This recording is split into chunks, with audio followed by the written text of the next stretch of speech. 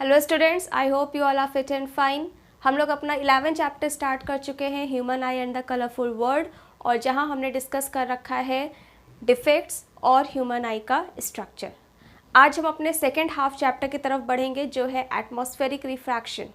उसके पहले सबसे ज़रूरी चीज़ जो आपको यहाँ पढ़ाया जा रहा है उसे सिर्फ जानिए मत, उसे समझिए। एल्बर्ट आइंस्टीन की एक बड़ी फेमस सी कोट है, a fool can know but the point is to understand. ये सबको पता है दैट स्टार्स ट्विंकल, बट किसी ने ये जानने की कोशिश नहीं की कि why do stars twinkle. So better you just try to explore this world because physics is also called the science of nature. हर चीज़ आपके आसपास जितनी भी चीज़ें हो रही हैं वो कहीं ना कहीं फ़िज़िक्स से रिलेटेड है, और फिज़िक्स तब अच्छी लगेगी जब आप उसका रीज़न जानने की कोशिश करोगे। क्लियर? सो आज हम स्टार्ट करते हैं अपना सेकेंड हाफ जो है एटमॉस्फेरिक रिफ्रैक्शन, और फिर हम डिस्कस करेंगे उसी पे बेस्ड जो बेसिक आपके फिनोमिना आसपास होते हैं उनको।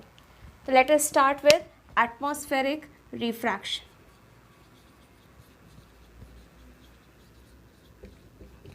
Refraction we all have studied in chapter light. Refraction होता है द बेंडिंग ऑफ लाइट। यहाँ पर आपका टर्म है एटमॉस्फेरिक रिफ्रैक्शन। तो आपको वर्ड से ही पता चल रहा होगा कि atmospheric refraction is related to atmosphere.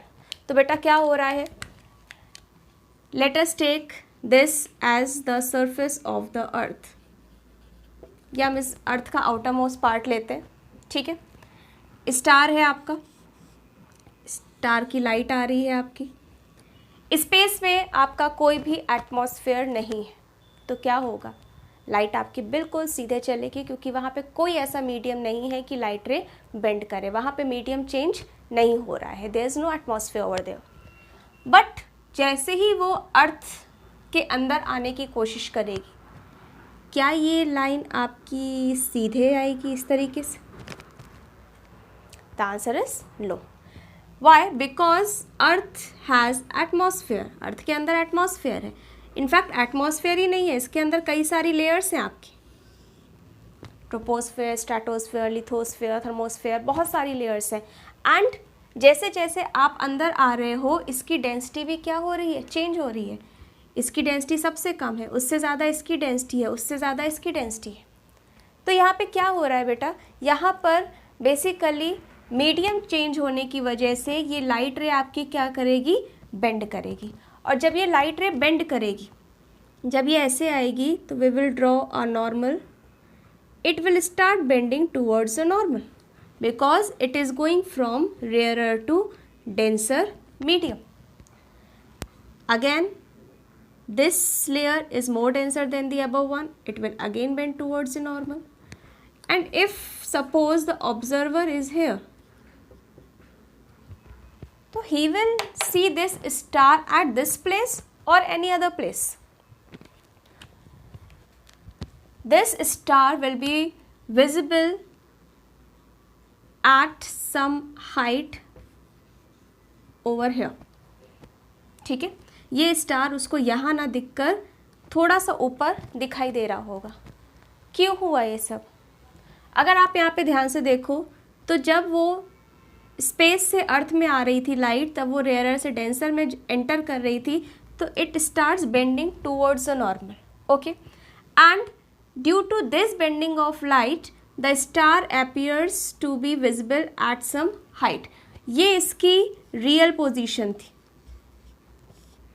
ये इसकी apparent पोजीशन। apparent पोजीशन वो पोजीशन जो हमें दिखाई दे रही है। रियल में स्टार कहाँ था, यहाँ पे था। आपको कहाँ दिखाई दे रहा है, यहाँ दिखाई दे रहा है। किस वजह से हुआ? एटमॉस्फेरिक रिफ्रैक्शन की वजह से। तो अगर एटमॉस्फेरिक रिफ्रैक्शन को डिफाइन करें बेटा तो कैसे करोगे? It is the phenomena of bending of light, it is the phenomena of bending of light when the light रे, when the light ray enters into the Earth's atmosphere. Light chapter में हमने क्या पढ़ा था? That phenomena of bending of light when the light ray is going from one medium to another is called as refraction. यहाँ पर since the word is atmospheric refraction, तो जब light रे अर्थ के एटमॉस्फेयर में एंटर कर रही है और उस टाइम जो ये बेंडिंग हो रही है उसको हम बोलते हैं atmospheric refraction. So atmospheric refraction is the phenomena of bending of light when the light ray enters into the Earth's atmosphere. Okay. Now there are some phenomena which are based on this atmospheric refraction. The first phenomena which I am going to discuss is twinkling of stars. Twinkling of stars. Very important question, very important question from exam point of view. पूछा जाता है twinkling of stars explain करिए. बहुत type के answer बता रही हूँ आप लोग को. अकॉर्डिंग टू द मार्क्स आप आंसर लिखोगे पेपर में. लाइक फॉर एग्जाम्पल अगर आपसे सिर्फ फिनोमिना पूछा जाता है कि what is the phenomena on which twinkling of stars is based, तो आप लिखोगे एटमॉस्फेरिक रिफ्रैक्शन. बट सिर्फ एटमॉस्फेरिक रिफ्रैक्शन की वजह से ट्विंकलिंग नहीं होगी. अब ध्यान से देखिए इधर, ये आपका स्टार था STAR. यहाँ से लाइट निकली, बेंड हुई, ऑब्जर्वर यहाँ था, उसको ये स्टार यहाँ पे दिखाई दिया. ये आपका एटमॉस्फेरिक रिफ्रैक्शन था. पर क्वेश्चन हमारा है ट्विंकलिंग ऑफ स्टार्स. सबसे पहला क्वेश्चन, बचपन में तो हम पढ़ते थे ट्विंकल ट्विंकल लिटिल स्टार. अभी क्लास 10th में आके क्वेश्चन बनता है कि वाई डू स्टार्स ट्विंकल, और उससे पहले क्वेश्चन बनता है डू रियली स्टार्स ट्विंकल. और हम लोग बोलते हैं नो, वो ट्विंकल नहीं करता है, इट अपीयर्स टू ट्विंकल. तो मतलब वो नर्सरी वाली राइम हमारी गलत हो चुकी है. स्टार्स ट्विंकल नहीं करते हैं, बट यहाँ पर एक फिनोमिना हो रहा है जिसकी वजह से हमें लगता है दैट स्टार्स दे ट्विंकल.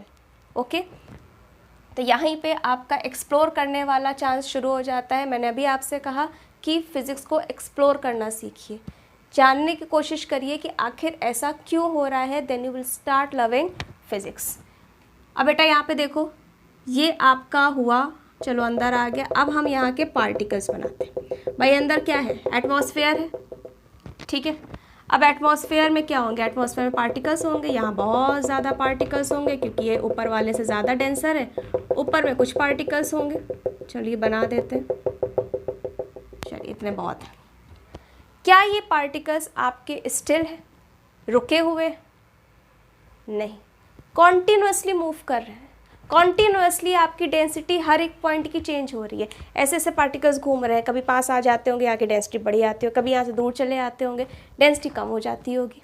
ठीक है, तो since these particles are continuously moving in the atmosphere, तो क्या ये बेंडिंग भी आपके स्टेबल रहेगी? भाई अगर ज़्यादा डेंसर हो गया तो ज़्यादा बेंड करेगी, कम डेंसर हुआ तो ये कम बेंड करेगी, और ज़्यादा डेंसर हो गया तो ये और ज़्यादा बेंड कर जाएगी. होगा? बिल्कुल होगा. ठीक है, और इसी की वजह से अगर ये बेंडिंग बार बार चेंज हो रही है तो क्या ये जो एपरेंट पोजीशन बन रही है वो भी बार बार चेंज हो रही होगी?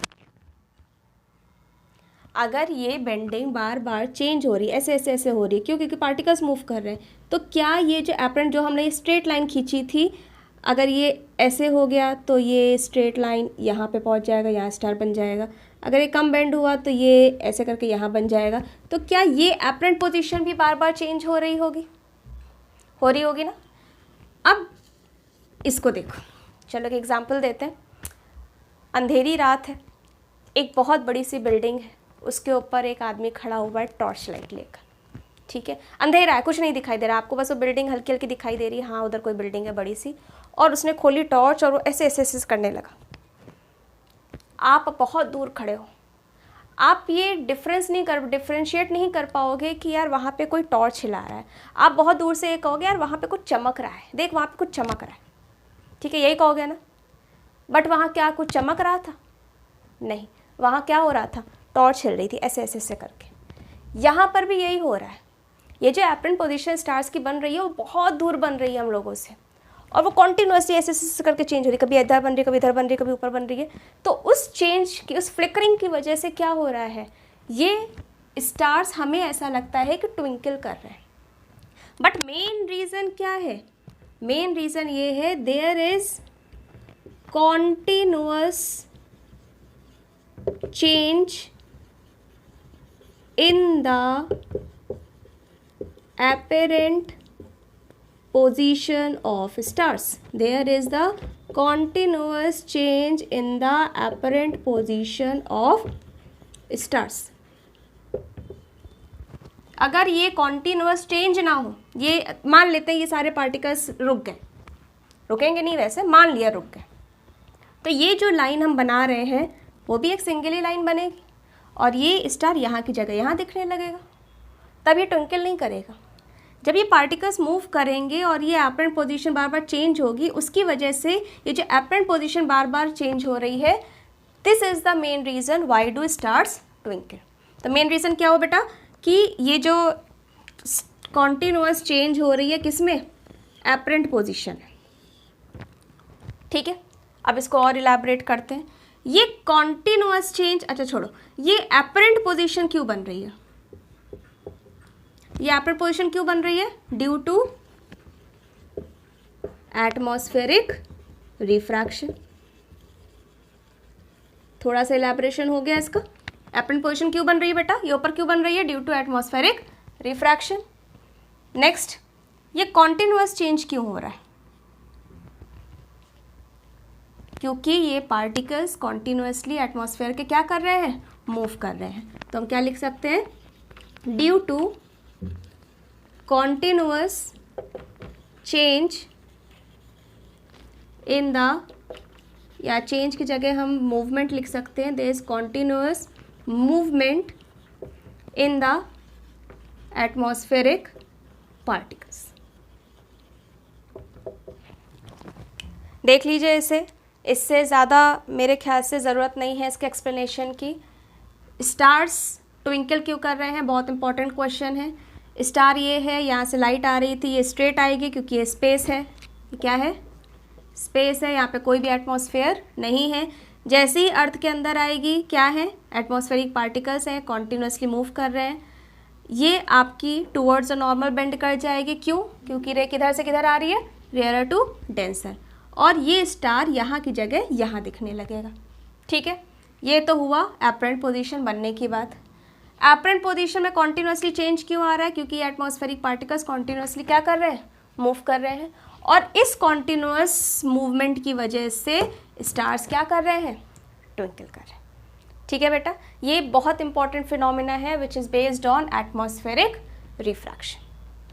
The next phenomena is advance sunrise and delayed sunset। क्या होता है एडवांस सनराइज और डिलेड सनसेट में बेटा, सन जब राइज हो रहा होता है, अभी मैंने आपसे बताया है, हमें एक्चुअल इमेज नहीं दिखाई देगी सन की, हमें उसकी एपरेंट पोजीशन कहाँ दिखाई देगी, ऊपर दिखाई देगी। एपरेंट पोजीशन हमेशा कहाँ बनेगी, ऊपर बनेगी। तो जब सन राइज हो रहा होगा, ये रियल सन है, ये उसकी एपरेंट पोजीशन जो हमें दिखाई दे रही है। ठीक है, जब सन राइज हो रहा होगा तो पहले आपको कौन सी इमेज दिखाई देने लगेगी, एपरेंट। ये तो दिखाई नहीं देगी, यही दिखाई देगी, लेकिन ऊपर है, पहले दिखाई देने लगेगी। मींस एक्चुअल सन आपका बाद में राइज होता है, हमें ये पहले दिखाई देने लगता है। और जब सन सेट हो रहा होता है तब क्या होगा, ये एक्चुअल सन, ये एपरेंट सन आपका सेट हो गया, लेकिन आपको ये इमेज दिखाई दे रही है, तो आपको 2 मिनट बाद तक सन की इमेज दिखाई देती रहेगी। और इसका मेन रीज़न क्या है, एटमॉस्फेरिक रिफ्रैक्शन। यहाँ एक डायग्राम बना रही हूँ छोटा सा, देख लीजिए। यह आपका अर्थ सरफेस है, ये आपका सन है, सन नीचे ले लेते, ये आपका सन है। ठीक है, इसकी एपरेंट पोजीशन हमें यहाँ पे दिखाई दे रही है। तो अगर ऑब्जर्वर यहाँ है तो उसको पहले जब ये सन राइज हो रहा होगा, उसको ये वाला सन दिखाई दे रहा होगा। ठीक है, अगर फॉर एग्जांपल 2 मिनट्स बाद एक्चुअल सनराइज़ होता है, लेकिन हमें पहले ही दिखाई देने लगता है। और जब सन सेट हो रहा होता है तो एक्चुअल सन आपका नीचे पहले ही आ चुका होता है, लेकिन उसकी एपरेंट इमेज हमें 2 मिनट बाद तक दिखाई देती है। इसीलिए जो डे की एक्चुअल लेंथ होती है वो 4 मिनट बढ़ जाती है, क्योंकि सुबह भी हमें सन 2 मिनट पहले दिखाई देता है और सेट होने के बाद भी 2 मिनट बाद तक दिखाई देता है। ठीक है, सो अगर ये क्वेश्चन आता है कि what is the reason for advance sunrise and delayed sunset, there is no need to explain it, only write the reason due to atmospheric refraction. So these two phenomena were based on atmospheric refraction. I hope this much is clear to you all. So next अब जो हम start करेंगे वो start करेंगे refraction through prism और rainbow formation and dispersion. These three phenomenas are very very important. Chapter में मैं बार बार emphasise कर रही हूँ, डायग्राम बनाने की प्रैक्टिस करते रहिए, क्योंकि डायग्राम गलत हुआ तो आपका थ्योरी पार्ट कहीं ना कहीं गलत हो ही जाता है. तो डायग्राम की क्लैरिटी बेस्ट रखिए, डायग्राम की प्रैक्टिस करते रहिए, क्योंकि अगर डायग्राम सही रहा और आपने बहुत सारी चीज़ें, अब अगर यही डायग्राम आप अपने पेपर में बनाकर आते हो तो एग्ज़ामिनर को 80% चीज़ें पहले ही पता चल जाएगी कि हाँ बच्चे को आता है. तो कोशिश करिए थ्योरी कम लिखने की और डायग्राम से ज़्यादा एक्सप्लेन करने की. तो meet you in the next video. Till then keep practising, keep learning.